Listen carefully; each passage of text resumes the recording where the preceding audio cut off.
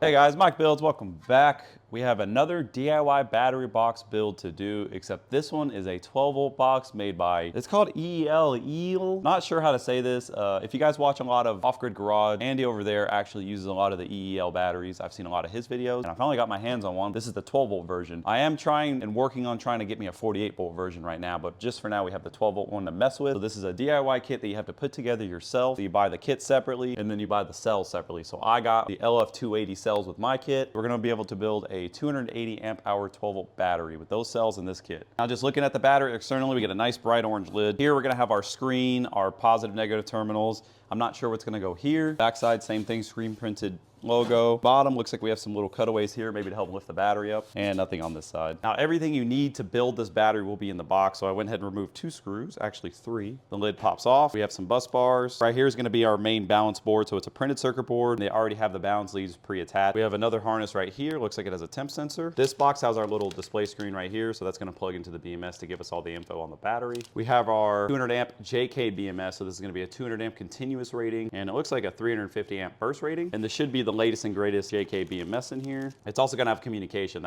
So that's what this little board is, and this little harness is for our communication. Some more bus bars. These are single piece, really thick, nice bus bars. They are threaded already to attach to the balance wires too, and they include the heat shrink. This is gonna be the balance harness that's gonna plug into this, and that's gonna attach to the BMS. And then our BMS itself, this is the latest and greatest JK BMS with all the latest features that the BMSs will have. And it also has a 2 amp active balancer on board. And you get 2 temp sensors and all the rest of the wiring in this box, including the mounting hardware. We have our main positive and main negative terminals right here. These look real nice and beefy, real thick connection points. That looks nice. And they also have a gasket right here, so you can get this thing somewhat sealed up. You also get a box. This is going to be all the hardware to assemble the battery, including a very large 250 amp fuse. It looks like a T-class fuse. Could be wrong, but it's a very big fuse. USB dongle, so this may be to program the BMS or make changes in it with the computer. The BMS does have Bluetooth as well, so we will be able to connect our phone to this unit. We have a heating pad because this is a heated battery. I didn't even know that, but it is heated. And that's pretty much it. You get all your fiber boards, your foam to put between all the batteries. Now, as far as price on everything you see here, including the cells, expect to pay about $589. That's the average I got. The prices change a lot, and it also depends on where you get the cells from. If you get USA stock cells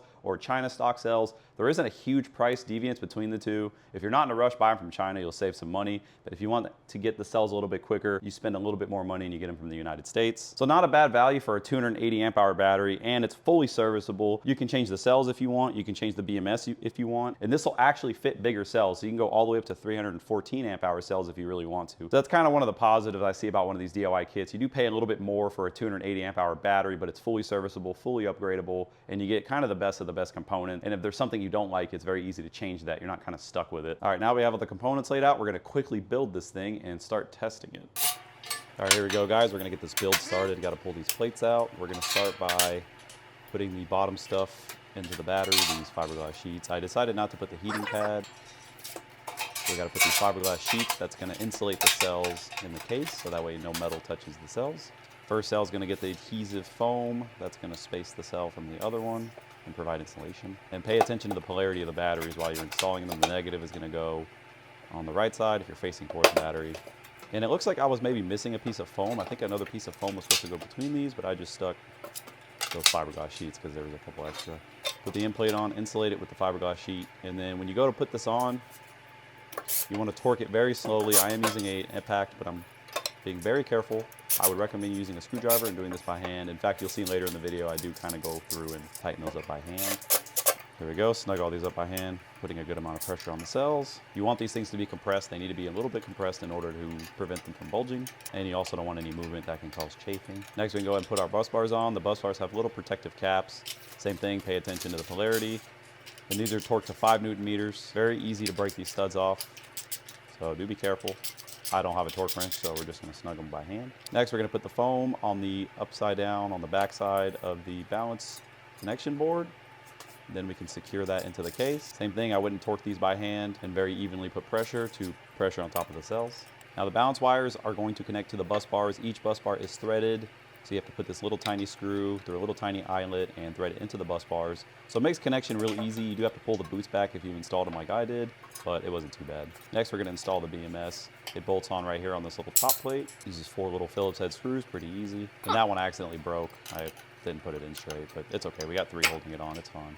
These are gonna be our main connection bus bars. So we have our negative going from the negative terminal of the battery to the BMS. And you're gonna put your balance wire on top of the main stud. Next, you're gonna install from the BMS, and that's gonna go toward the front of the battery. That's where it's going to connect to our main negative post. This is our balance harness connector. I left it unplugged just for now until we get the battery mostly finished up.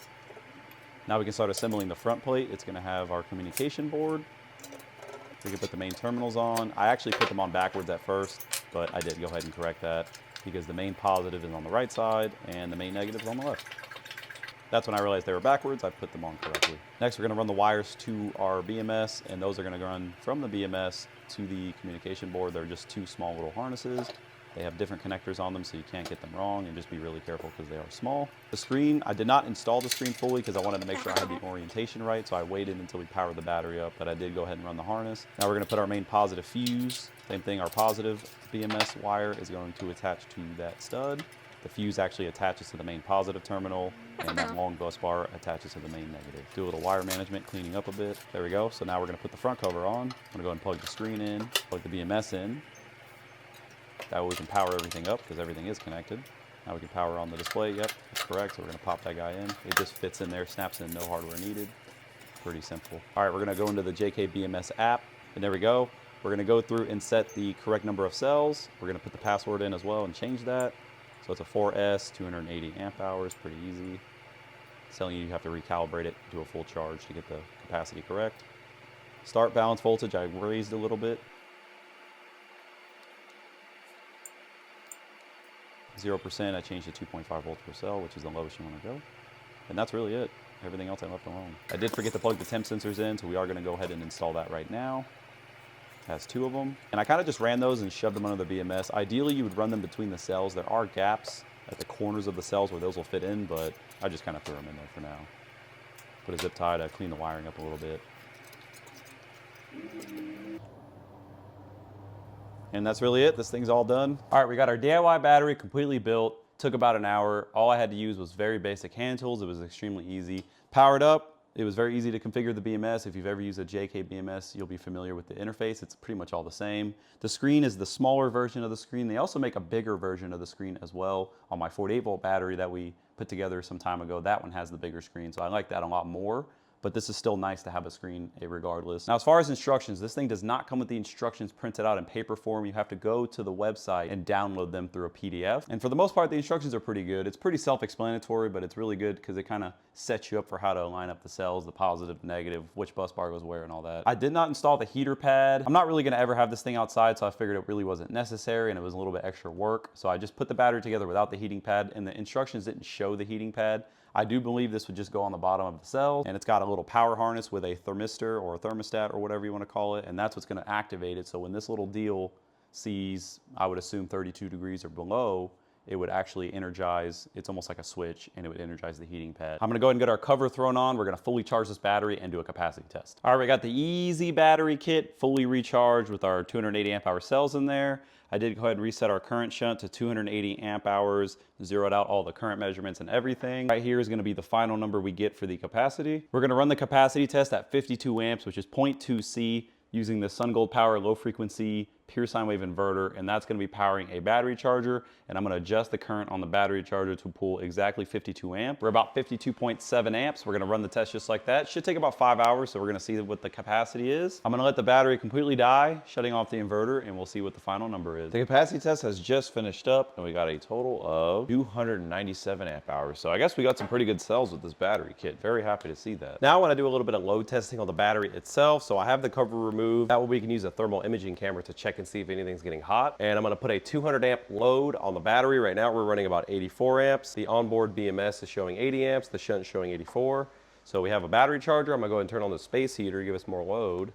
And this will be a good stress test of the build itself, all the connections that we made. It does have a 250 amp fuse, so I'm not gonna push that too hard and blow that, but I do wanna make sure all the terminals they used and the bus bars and everything is sufficient for the current that they rate this for. And we're running about 236 amps. Really nice battery. I'm really happy with this thing. Came out really nice. And here's a really good look with the thermal camera. About 100 degrees on that main bus bar.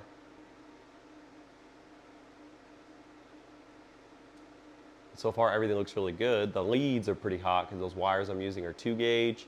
Going to the inverter, they're a little undersized for what we're pulling through them right now, but that's fine. Yeah, you can definitely feel a little bit of heat, but everything looks normal. That fuse is pretty hot. Fuse is up to 180 degrees. That fuse is pretty hot. Other than that though, everything looks good.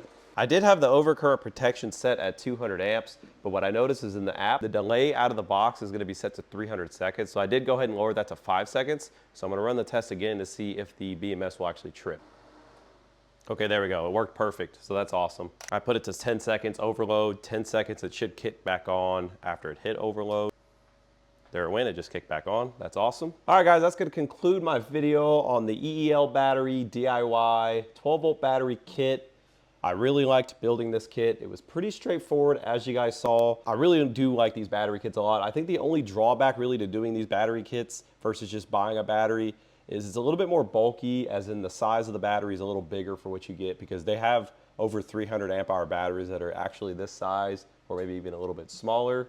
But personally, I do like how you can service this thing completely, upgrade the components however you want, use whatever cells you want. If you want a different BMS with different features, you could do that as well. And overall, I think the case design is pretty nice. It feels real sturdy, and it'll definitely hold up for some long-term use in my opinion. Just take your time building it, don't rush the process, and you'll have an outstanding product. The fit and finish will be however good you want it to be. This kit did include some pretty good components, a nice E-class looking fuse, nice beefy bus bars, even a heating pad, which I haven't seen in one of these yet. So it's pretty cool. JK BMSs are amazing. You can't really go wrong with those. Nice beefy terminals and even a screen. The screen's pretty bare bones. I would like to see maybe the nicer screen that JK BMSs have, like on our 314 amp hour battery. That screen's a lot nicer than this one, but it is a screen, it does come with it, and it does work as designed, so it's really more of a nitpick than anything. I probably wouldn't run more than 200 amps through this continuously anyways. It is rated for 200 amp, but that fuse was getting pretty warm, so I would maybe keep an eye on that. Other than that, I really didn't see any other issues with the battery as far as testing goes. The cells that were supplied with this kit did pull full capacity, so that's always good to see. And yeah, I really don't have a whole lot more to say about it. I'd love to hear you guys' thoughts. Please leave them in the comments. And if you watched to the end, thank you so much. Let me know what you guys think about this, and I'll see y'all in the next video.